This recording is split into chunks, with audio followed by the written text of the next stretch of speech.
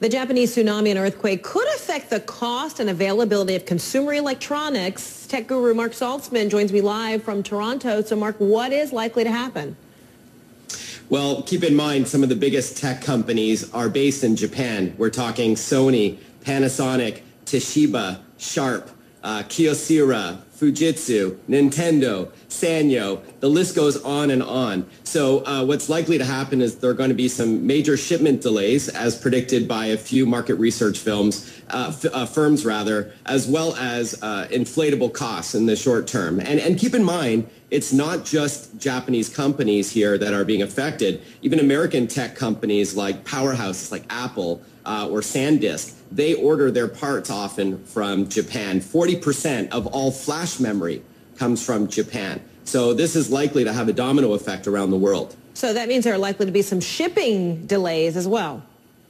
Yeah, that's correct. So there's going to be some shipping delays. We've got some major launches around this time of the year as well. The iPad 2 just debuted in the U.S. on Friday, as well as around the world on the 25th of March. We've got 2 weeks today, the Nintendo 3DS portable gaming system about to make its debut, the first gaming system with a 3D display that doesn't require glasses. You know, presumably the first batch, the first shipment of these units have been sent around the world already, getting ready for retail. But even Toshiba says in a company statement, and I quote, "In addition to delivery interruptions that may arise from factory damage, shipments of product may be affected by disruptions in road, rail, sea, and air transportation within and from Japan." So they're bracing for these delays. And so I imagine stock prices of a lot of these tech companies are going to be impacted as well.